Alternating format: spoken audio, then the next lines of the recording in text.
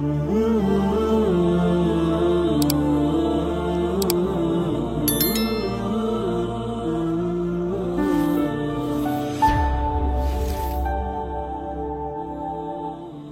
bismillah. Statement Al-Quran syifa sebagai obat. Apa itu syifa? Itu dulu. Ya, apa itu syifa? Saya ingin selalu bergerak dengan pemahaman yang jelas. Ada apa namanya?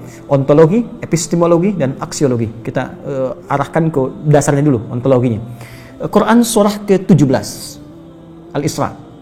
Ya, di ayat yang ke-82. Allah memberikan statement tentang syifa di situ. Ya, paling kiri agak ke tengah sedikit. Wa nunazzilu minal Qur'ani ma huwa syifaa'un wa rahmatun lil mu'minin wa la yazidul zalimina illa khasara. Wa nunazzilu minal Qur'an, dan kami turunkan dari ayat-ayat Quran itu, minnya tab'id, menunjuk pada sebagian.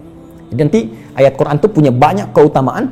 Setiap ayatnya itu keutamaan pedomannya ke A, keistimewaannya bisa A, nanti yang lain bisa B, bisa C. Ada terkait dengan penyakit, ada terkait dengan kesuksesan, ada terkait dengan karir, dengan macam-macam. Ya, itu bimbingan yang kompleks dan sangat luas. Nah, ada sebagian ayat Quran itu yang ayatnya memberi petunjuk langsung berfungsi sebagai syifa. Ya. Wa rahmatul lil mu'minin, ada ayat lain berfungsi sebagai rahmat. Tapi ingat, lil mu'minin, bagi orang-orang yang yakin, tanpa ragu. Jadi kalau kita ingin berinteraksi dengan Al-Quran, kaidah pertamanya jangan pernah ragu. Ya, Quran surah kedua ayat 2. Dzalikal kitabu la raiba fi. Semua isi Al-Quran akan jadi petunjuk hudan lil muttaqin, bagi orang takwa. Syaratnya la raiba fi. Jangan ragukan sedikit pun. Anda ragu, Anda tidak mendapat manfaatnya. Oke, sekarang kita kembali. Apa itu syifa? Syifa sering diterjemahkan dengan obat. Ya, penawar. Syifa sesungguhnya punya arti yang lebih luas. Ya, obat itu di dalam Al-Quran, bahasa diksi Al-Quran, juga hadis, bahkan standar bahasa Arab biasa, itu setidaknya punya dua, ya, diksi dari dua kasus yang terjadi. Ya. Satu begini, jika penyakit ya, yang butuh obat, penyakitnya itu berupa penyakit fisik saja, secara fisikal. Misal, saya katakan misalnya sakit gigi, fisik ya, fisik saya yang kena. Kemudian sakit perut, sakit kepala. Itu penyakitnya disebut dengan daun. Daun. Oke? Penawarnya, obatnya disebut dengan dawaun. Ini. Baik kan? Ya. Karena itu ada kalimat begini yang disandarkan pada Nabi SAW, likulli da'in dawaun. Di setiap penyakit fisik itu mesti punya keyakinan pasti ada obatnya. Jelas ya? Nah, yang kedua, ada jenis penyakit terkait dengan fisik juga, tapi sudah melewati batas-batas dawa. Jadi ini menggunakan obat medis standar, ya, ini susah. Bahkan sebagian mengatakan, dokter mengatakan, wah ini nggak bisa nih, udah give up gitu kan? It's impossible, ini nggak mungkin, ya. Jadi sudah give up di sini, ini udah nggak memungkinkan. Nah. Atau yang kedua, penyakitnya tidak terkait dengan fisik secara langsung, tapi ada yang terkait dengan aspek-aspek psikal, ya. Secara psikologis, penyakit hati, iri hati, dengki, dan dendam, dan itu juga berpengaruh kepada fisik, tapi sudah melampaui batas fisik. Orang iri hati kan fisiknya terganggu, kayak enak makan, kan? Ya, pusing, tidur, bahkan tidur pun masih nggak enak, ngigonya juga masih dengki juga, gara-gara kamu nih tidur, masih keluar kalimat itu, ya, nggak enak kan? Dan nggak mungkin berobat mencari dawa, nggak mungkin. Ya, silahkan cek ke rumah sakit, ada poli dendam, poli iri hati, nggak mungkin. Ya, yang ada poli gigi, poli mata, kan? Ya, poli iri hati, poli dendam, nggak ada, poligami nggak ada di rumah sakit. Anda nggak mungkin menemukan itu.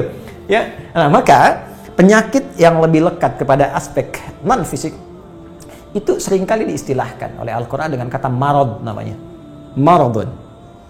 Ya, penyakit hati. Karena itu ketika Allah menyifati orang munafik yang hatinya bermasalah, Allah tidak menyebutkan kata daun, tapi menyebutkan kata marad. Silahkan cek di Quran surah kedua Al-Baqarah ayat 10. Fi qulubihim marad. Ya. Di dalam hati mereka ada penyakit. Hati yang di sini bukan hati fisik ya. Ya, tapi sumber kehidupan kita yang ditetapkan oleh roh. Nanti ketika fisik itu mulai sempurna selama 4 bulan jadi mudghah.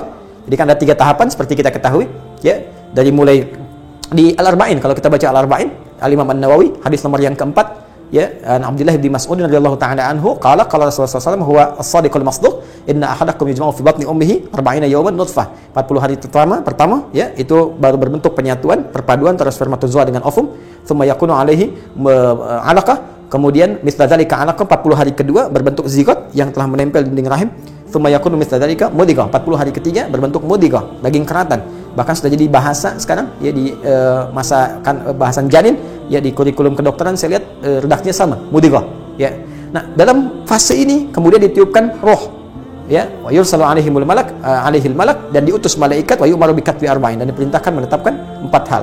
Nah, saat ditiupkan roh ini itu terjadi kemudian penyatuan antara fisik dengan roh. Itu ada di Quran surah ke-15, ya, ayat ke-28. Ya, wa idz qala rabbuka lil malaikati inni khaliqun basyaran min salsalin min hama'in masdud fa idza sawaituhu wa nafakhtu fihi min ruhi.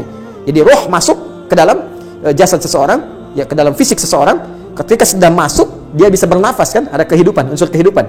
Karena itu nafas terambil dari bahasa Al-Qur'an. Jadi begitu kemudian sudah masuk roh ke dalam jiwa, menjadi nafas namanya, berubah dari roh jadi nafas. Ya, maka dia membawa 2 potensi. Ya, ada fujur, ada takwa. Di Quran surah 91 ayat 7 sampai 10. Wa nafsi wa ma sawwaha fa alhamaha fujuraha wa taqwaha. Jelas ya? Maka wa nafsi wa ma sawwaha, jika roh sudah masuk ke dalam jiwa jadi nafas, dan disitulah manusia bisa bernafas. Tapi jangan lupa dia membawa 2 potensi. Ada potensi kebaikan, takwa, ada katalis kebaikan. Saya tidak mengatakan yang buruk. Itu katalisnya. Jadi lawannya langsung. Yaitu jujur, lawannya dusta. Ya, marah lawannya sabar. Yang sabar itu takwa, jujur itu takwa. Yang marah, yang sombong, yang bohong itu namanya fujur, itu katalisnya. Di Allah menciptakan sifat marah bukan ingin membuat Anda pemarah, tapi ingin kemudian memacu supaya yang sabarnya muncul. Sebab kalau nggak ada marah, bagaimana bisa ada sabar? Itu cara membacanya. Nah, di sini terjadi pergolakan. Ya. Apa kaitannya dengan ini? Orang-orang yang tidak bisa mengendalikan sifat takwanya dan tidak menjadikan sifat fujurnya sebagai katalis, tapi diikuti menjadi dominan, maka jadi penyakit di hatinya. Itu yang disebutkan dengan marad namanya. Ya, itulah yang memunculkan penyakit riya, pamer, kan? Sum'ah, ingin didengar orang, sombong turunannya, ya, kemudian dendam dan sebagainya. Ini marad. Marad ini dan penyakit yang sudah melewati batas fisik, kalaupun terkait dengan fisik, nggak ada obatnya dari dawa. Yang ada hanya syifa. Maka jika ada orang tertentu yang terkena penyakit fisik yang sudah di luar batas dawa, yang medis misalnya udah nggak bisa nih, ini nggak mungkin, maka beralihlah dari dawa ke syifa. Ini yang pernah dilakukan oleh Nabi Ayyub alaihissalam. Ketika diuji dengan penyakit, Allah contohkan langsung supaya kita bisa meniru. Bukankah ayat ini turun ketika Nabi diuji dengan penyakit? Ya, supaya memohon kepada Allah. Jadi kan Nabi Ayub kan divonis dengan penyakit yang tidak pernah diderita oleh orang sebelum beliau, tidak akan dirasakan oleh orang setelahnya. Yang paling menarik apa yang dilakukan? Ketika semua mengatakan nggak mungkin, lalu turun kemudian gambaran dari Allah. Quran surah ke-21 ayat 83 sampai 84. Wa ayyuba, pakai fathah loh. Bukan dhamma, bukan kasrah. Ya, fathah itu menunjukkan sesuatu di masa lalu untuk dibuka bagi orang di masa depan. Ya, fathah itu dibuka. Itu ilmu lughahnya. Saya spesialisasi di bahasa Arab. Jadi di antara makna itu fathah, kenapa ada fathah, ada dhamma, ada kasrah, itu ada maknanya. Wa ayyuba, dan kami buka kisah Ayub di masa lalu sebagai inspirasi untuk orang di masa depan. Idnada rabbahu anni masanni yadhurru wa anta arhamur rahimin. Ketika beliau mulai meninggalkan opini manusia dan mulai kembali kepada Allah dengan sangat kuat untuk spesifik memohon kesembuhannya. Ya Allah, penyakit ini sudah mengganggu saya. Untuk ibadah, itu poinnya.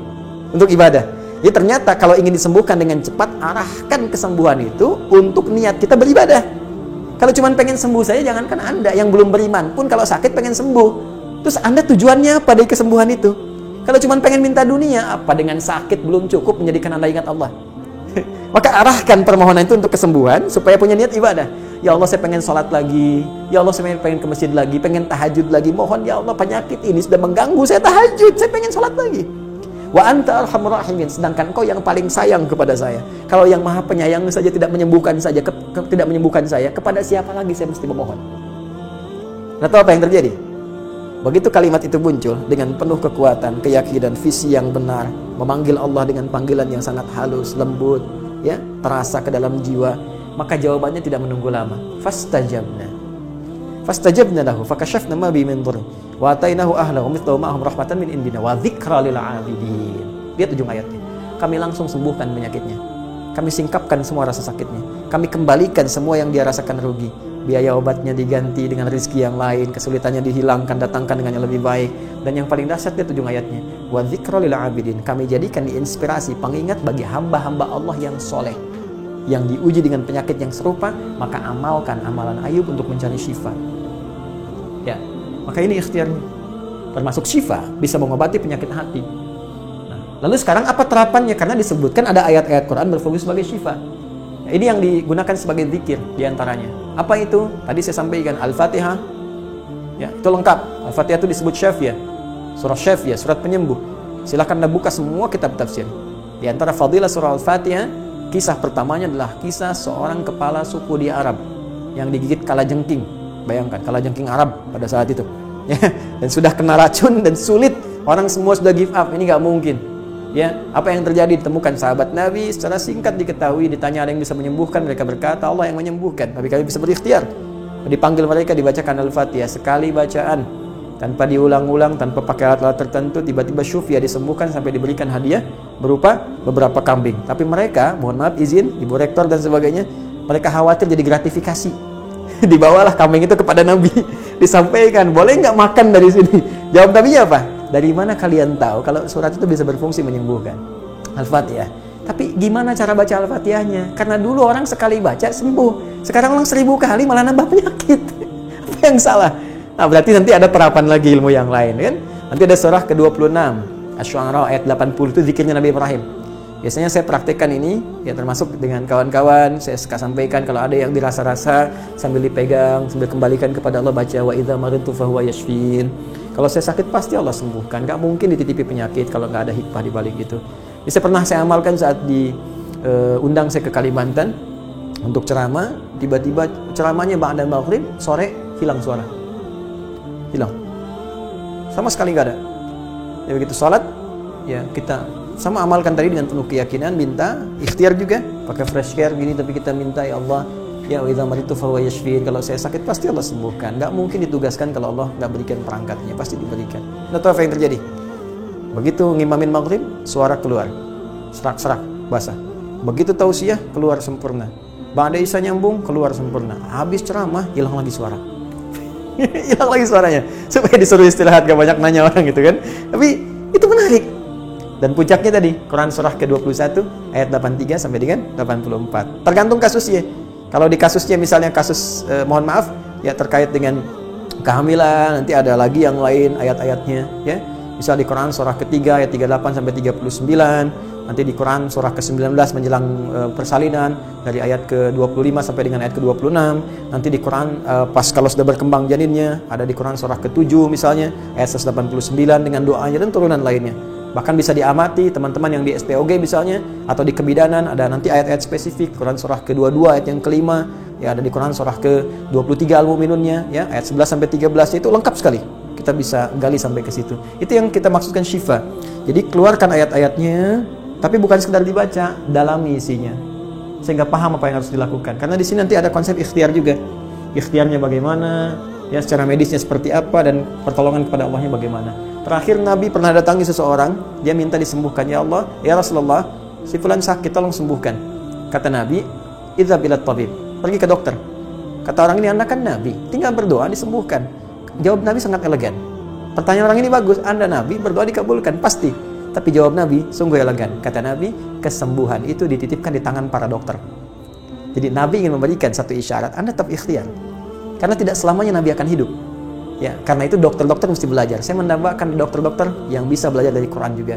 Saya mengharapkan nanti ada dokter mata yang hafal, ya, misalnya ayat-ayat tentang doa, tentang mata, ya, riset tentang ayat-ayat mata, hadis-hadisnya apa, sehingga Anda bisa menerapkan resep-resep yang indah. Ya, waduh, kenapa nih dok, mata saya nih nggak bisa dikontrol nih, sakit. Kenapa? Saya kalau ngelihat tetangga beli kulkas sakit, kan nggak bisa dikasih obat tuh ya. Anda bisa kasih resep Quran surat sekian, ayat sekian, sekian. Nah, itu yang banyak kejadian sekarang. Ya, orang matanya sehat tapi tidak bisa membedakan mana milik dia, mana milik orang lain. Demikian juga dengan yang lainnya. Itulah syifa. Wallahu ta'ala a'lam bissawab.